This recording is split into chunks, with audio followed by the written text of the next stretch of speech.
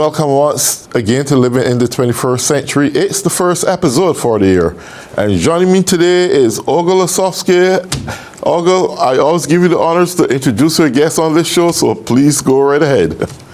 Thank you so much, Errol. It's always such a pleasure being on your program, and I would love to introduce a dear friend of mine, a colleague, maestro, and I like to call him that, even though he is very humble, Jorge Soto, who is our conductor for the Boston International Symphony Orchestra, debuting next Saturday, January 18th.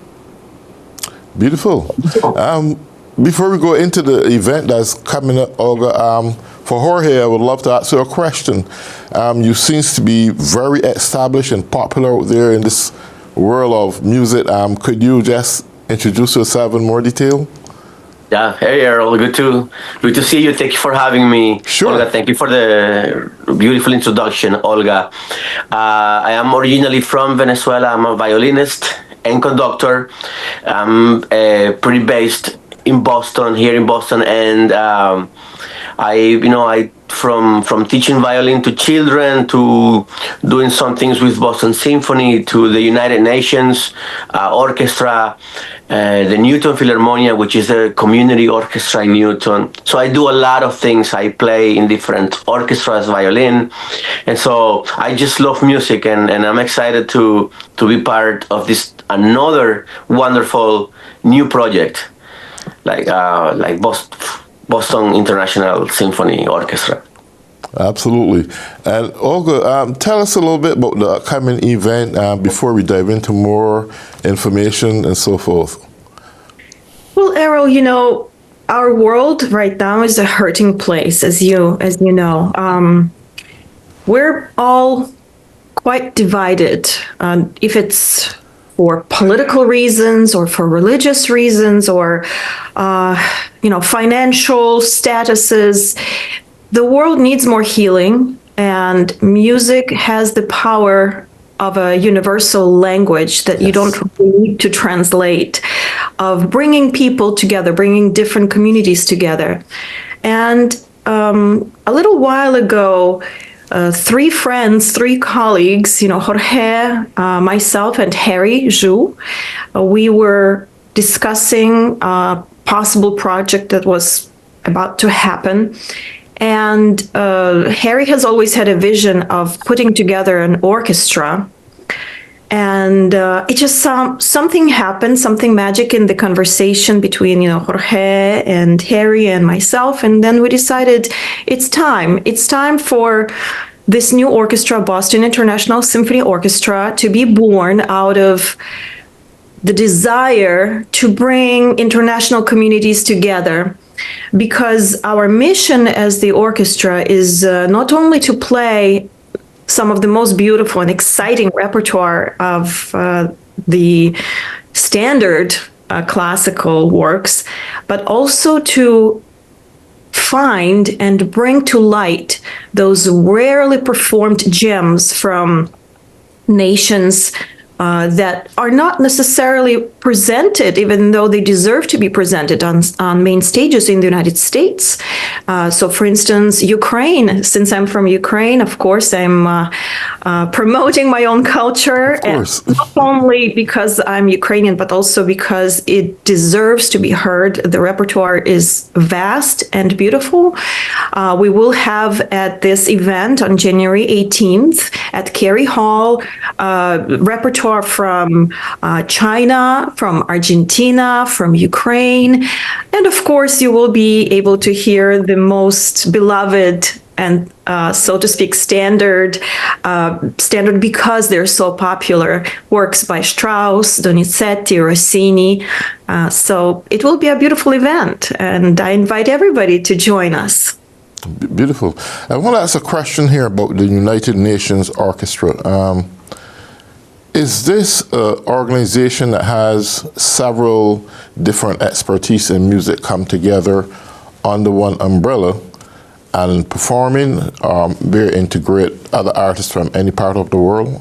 What is it? Yes, it's called the United Nations Orchestra for Hope. We also believe United Nations, and this orchestra in particular believes in creating bridges through music, right? So uniting, like Olga said, uniting people through music. So we use music as counter diplomacy to bring people from different countries, into gathering into one place and just have, listen to one, two, three, four, five great pieces of music. Maybe have a little wine at the end, and just have a community, create community. Absolutely. And I can imagine a world without music. I like the concept model that you're actually preparing for Boston, where you have other entities and other nations being able to come and practice and perform music at the highest level. What are your strategic move at this juncture to have this open up to those people around the world?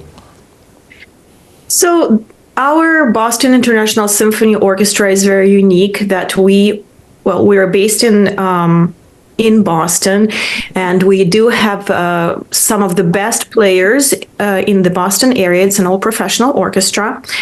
And we have another organization, Boston International Music Competition, that is really feeding into Boston International Symphony Orchestra.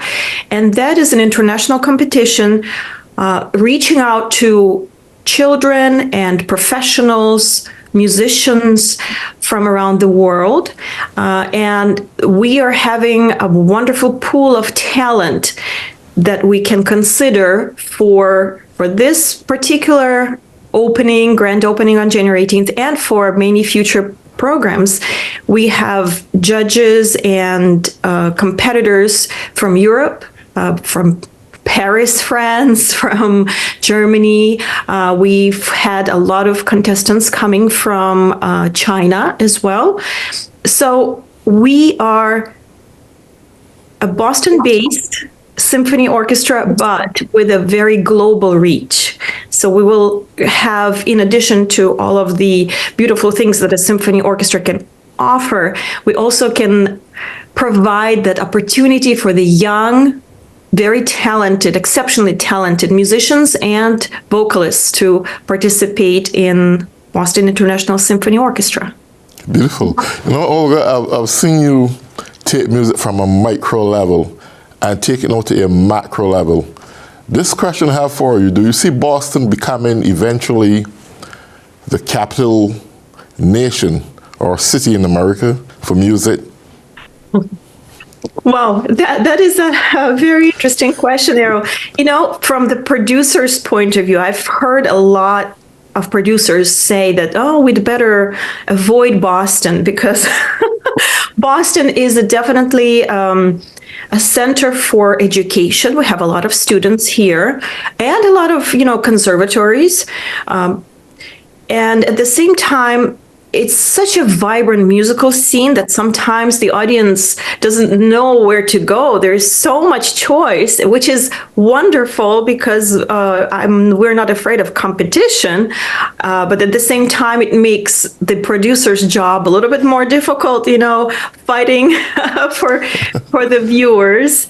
But I think this particular project, especially with Jorge present, whom I just respect so much, and we go way back, and I've had the privilege of singing under his baton, as him conducting, and it's a experience that stays in my memory for my whole entire life. It's a very special souvenir.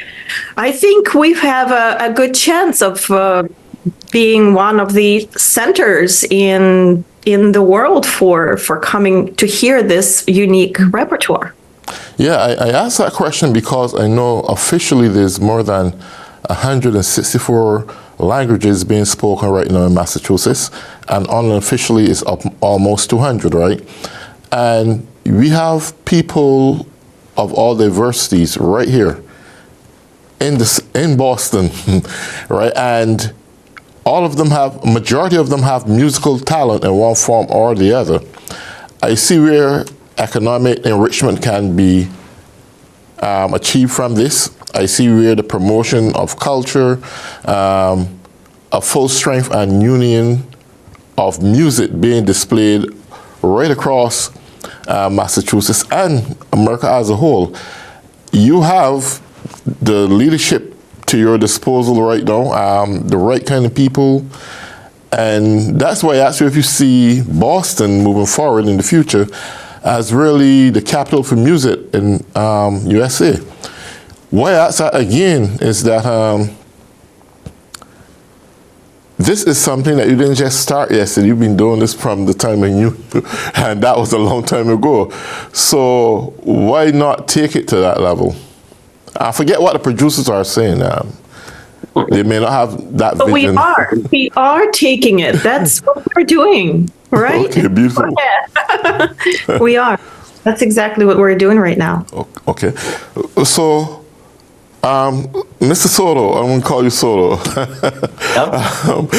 Tell me a little bit about your vision in terms of the younger generation in this time and season, pursuing a career as music, what you're going to prepare for them, that path, that foundation moving forward in this 21st century.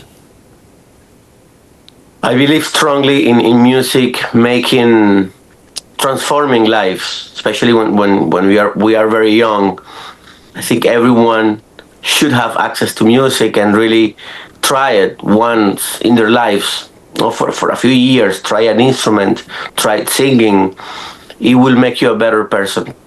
There's a program where I'm coming from in Venezuela where music is free and they use it as a social vehicle to change lives. And I came from a program like that was not elite at all, but really for poor children in the country, and that's what I still do. It's part of my life. When I go to the Berkshires, there's a program called Kids for Harmony. It's an after-school music program for underserved children right here in Massachusetts. But I go to Venezuela, I go to Dominican Republic, I'm going to Ecuador in 3 weeks. So whenever I go to work with a professional orchestra in any country or town, I always work with a youth orchestra because that's the future. That's our future. Okay. Surround us, there are various types of music. We appreciate the beauty of orchestras. We appreciate the beauty of opera and the sopranos and the wide variety in music. How do you see this form of music, the operas and the orchestras and so forth, separating themselves from the actual secular music that we would see every day? How do you bring this or change the dynamics?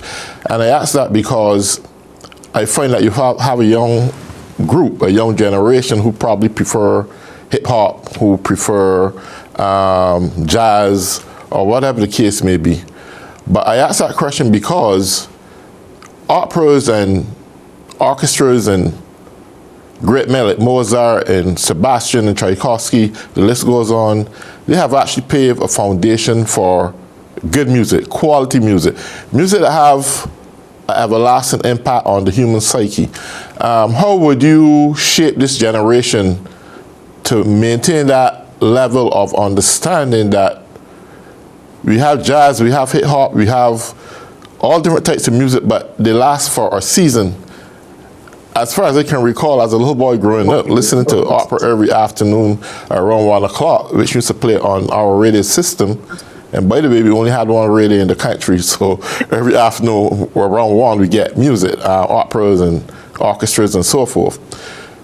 How would we preserve the mind of this young generation that this is a piece of music or a part of music legacy that have been living on for decades, hundreds of years, while others come up and die off? How could we instill that in their mind? Jorge, do you want to tackle this? Yeah.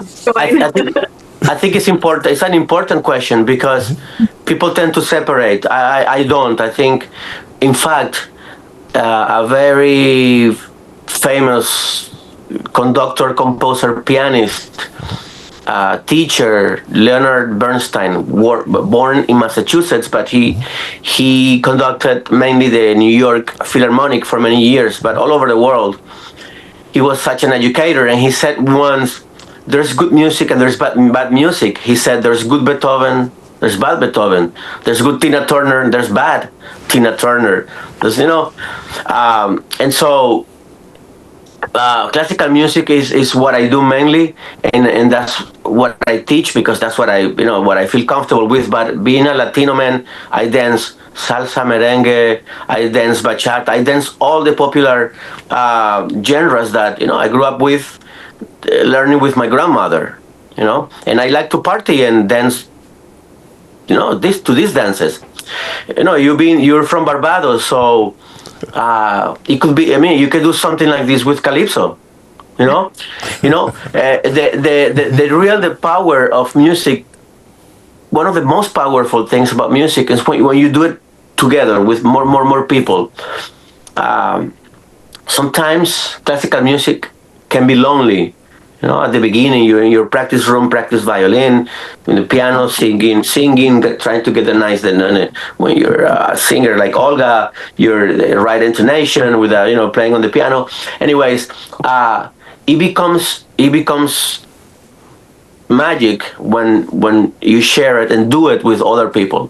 So if you imagine that's what they did in Venezuela. Imagine you have children from 7 to 10-year-old, right? 7 to 10.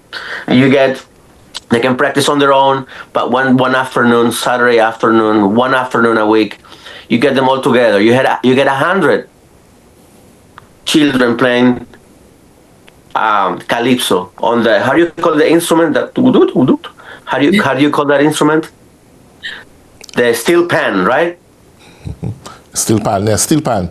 Steel pan. Imagine 100 children playing steel pan. It's different than having one or two or three or four. I mean, it's like praying, holding hands. So music becomes more magical the more you share it. So it doesn't matter, classical music or not. Oh, I absolutely agree, Jorge.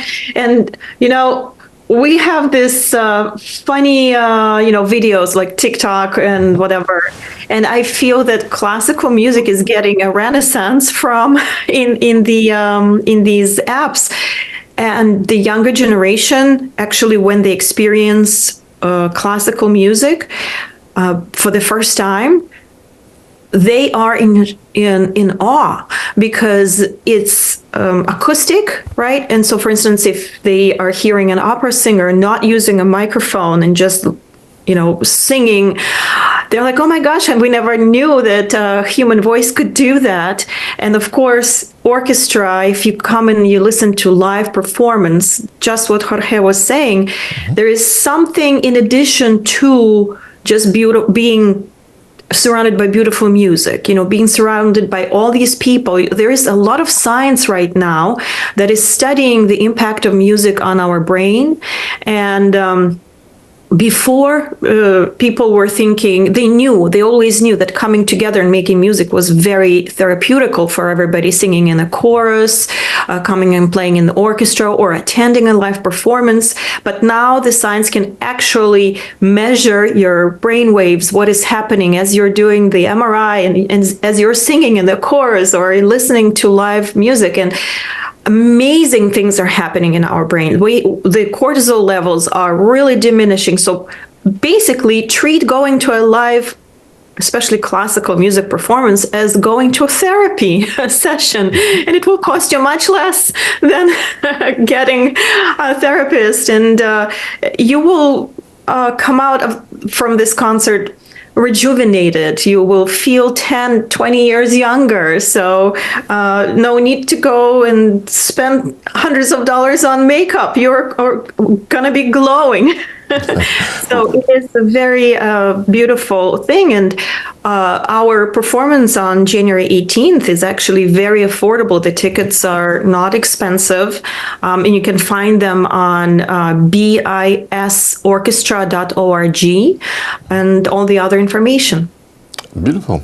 I ask all those questions because my grandfather, he was Scottish and biracial, and he always used to glue to classical music as I was a child growing up. It's the only thing I learned then. Besides that, you would hear a little bit of soca, a little bit of calypso, right? You would get different kinds of music. And the reality is that those different types of music had their time and season. But whenever you hear a good piece of classical or orchestra or anything like that, or opera or anything like that, it's like those living memories come right back to you. If I hear a little bit of calypso, sometimes it don't even register in my mind. It don't mean so much. So I'm trying to figure out, is it essential to have kids being exposed at an early age to the legacy of opera and classical? Because I think it has a place in history, and I think it got a bigger place in the future. And I think I say this many times. We had Procter and Gamble who used to sell their soaps, and they used to sing operas, right, to sell their soaps, and that's where the word soap opera actually came from. And it shows the power again of the opera that they use to sell soaps and create a whole multi-million-dollar or billion-dollar industry. So the power of that kind of music has an impact in today's society, and I'm glad that you're all making that effort to preserve it and take it to another level. And we have like 5 more minutes left in the show, so I'll go actually educate the public a little bit more to the importance of being exposed and how to work towards making a career out of this art form. Well, as Jorge said, music transforms the lives. When you're singing or when you're playing, you cannot be angry, I believe. You know, music is such a expression of love that, you know, when you are surrounded by this beautiful music, you feel that you want to be a better person as well. So definitely get your children together and come to this performance and just explore other performances in Boston or in your area. And expose children to classical music. Yes, I think it's always best to be exposing children to different genres of music at an early age, but I believe that classical music can be experienced at any age. So don't despair if you haven't heard. It's never too late. Just go to your local theater, go to your local orchestra, but make sure it's a good performance, good level performance, because you do want to experience high quality, high professional playing and singing. I always say that opera singing could be an Olympic sport because it is very demanding, vocally, physically. It's very virtuosic. It requires decades of study and practice. So really, when you do hear an amazing violinist or an amazing opera singer, you are experiencing a very athletic performance. Beautiful. And Jorge, tell me this. I like the concept of music could even be turned into Olympic sports. Do you think that pattern exists right now where you can be the first to implement that or try to make that possible? Well, I just would love for everyone to experience this at some point in their lives. Every child, even if you're not a child, you can be 150 years old and just try any instrument, And again, any genre. I mean, there are songs from Michael Jackson that will be there forever. Nat King Cole, Queen, the band. So good music is good music. I believe in that. And for your audience that has if anybody listening there that has never been to a concert like this, you don't need to dress so special or need to know anything about it. Just come, sit, close your eyes, and just hear it. Hear it, and then think about it after. You don't, there's no predisposition to it. Just come and sit and enjoy. Okay. Do you think good music should have some magnetic feel to the soul? Because there's some music that doesn't have any sense, and as you said, there's good music, there's bad music. So you think good music should have some ties to the soul that keeps it hungry for more? Yeah, soul, spirit, everything, sweat, even that. I mean, it has everything in it, it has life. Everything that life brings is in it, in a good symphony, in a good opera, in a good calypso song. Because people just throw themselves into that moment, right? To compose a beautiful song, to create beautiful lyrics to a song, or to perform it, right? So it's Olga, we're coming on to the last 2 minutes, so you can conclude by once again inviting your audience to come and see you perform at that coming event. Yeah, I'd like to thank you, Errol, so much once again for hosting Jorge and I. It's always a pleasure speaking with you. You always have wonderful questions that make you think, because we do need to stop and pause every day, because we're so busy, and it's wonderful just to take that moment and think, what is today? What can I be grateful for today? And going to a concert is definitely a blessing, because that means you are living in a